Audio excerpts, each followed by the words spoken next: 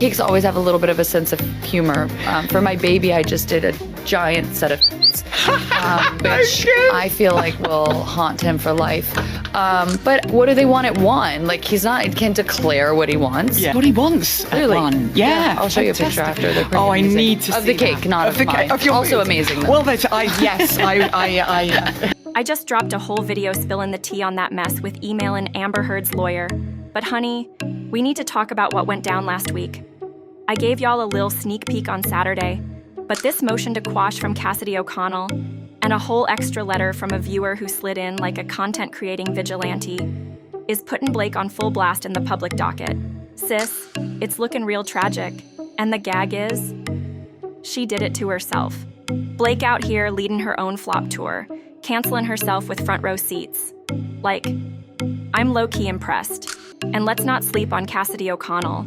She ain't even a lawyer, but somehow whipped up a motion to quash that was tight, polished, and had legal flavor. Whew, let me put y'all onto this little gem she wrote, cause whew, the shade is real.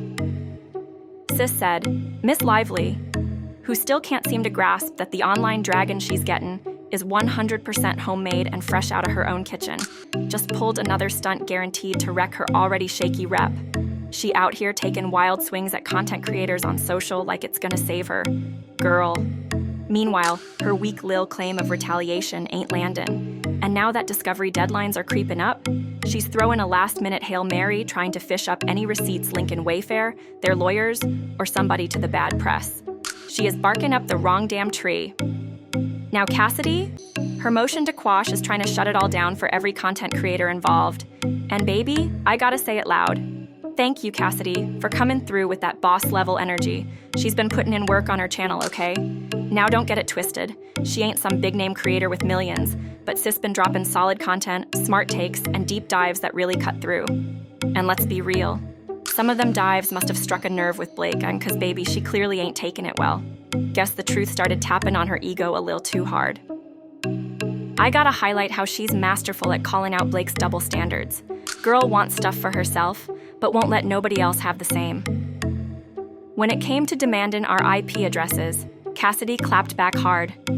Ms. Lively herself made a strong case saying folks got a constitutional right to keep their financial info private.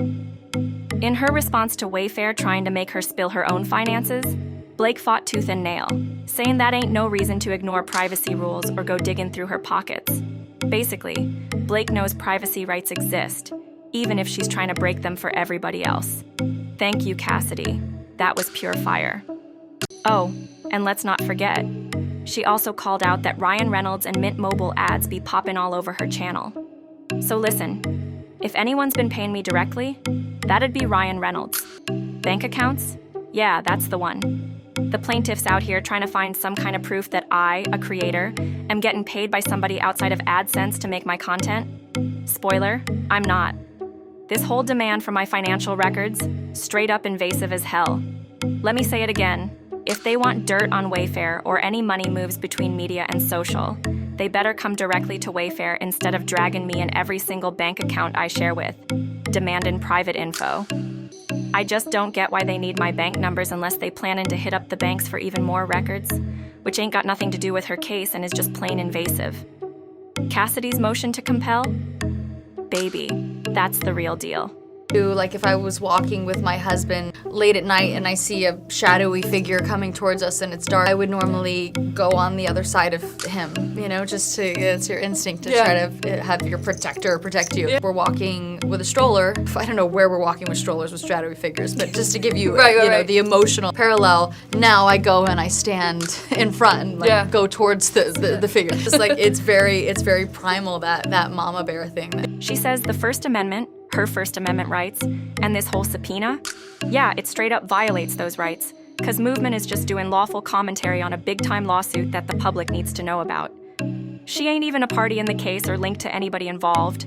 This subpoena, it's trying to drag out an anonymous speaker who's just speaking facts. The plaintiffs, they ain't shown no proof of any wrongdoing, let alone enough to justify blowing up someone's privacy.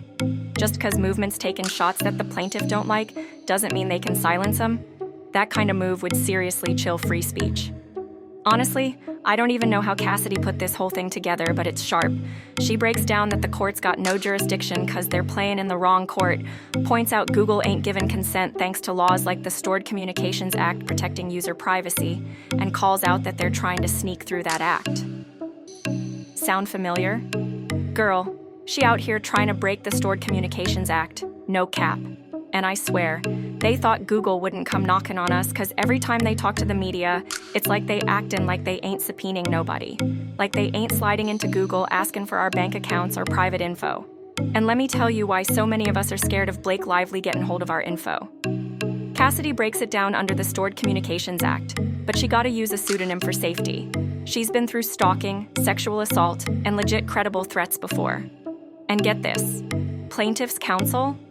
They got a nasty habit in this case of not redacting info right, exposing home addresses of every Wayfair defendant.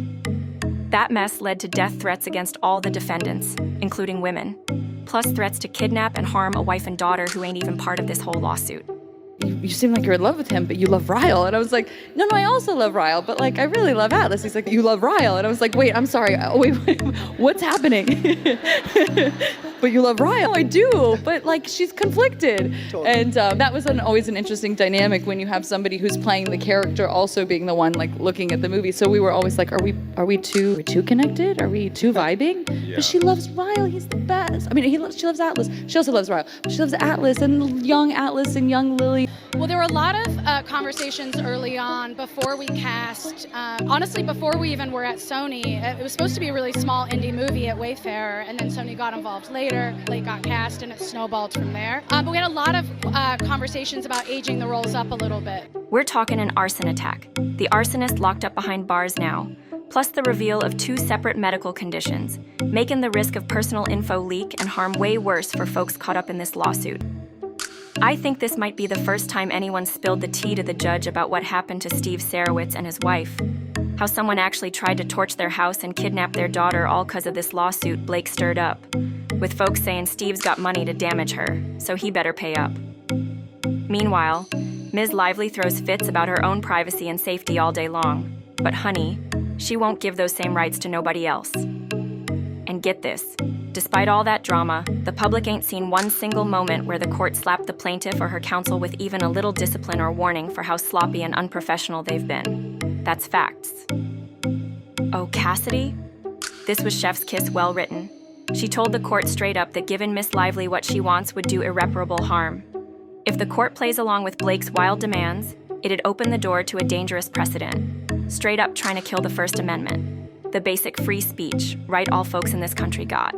Ms. Lively and her crew at Manat, Phelps and Phillips, they already dropped one risky precedent in this whole mess. The Van Zandt sham lawsuit, where Blake snatched up the entire foundation for her retaliation claims, laid out in her CRD complaint, that New York Times piece, and the lawsuit that followed. Drop your thoughts in the comments below. Let's talk about it. If you're feeling the vibe, hit that like button. And if you're new to the fam, make sure you smash that subscribe button. Don't forget to hit that notification bell so you're the first to know when we drop the latest and greatest. Thanks for tuning in.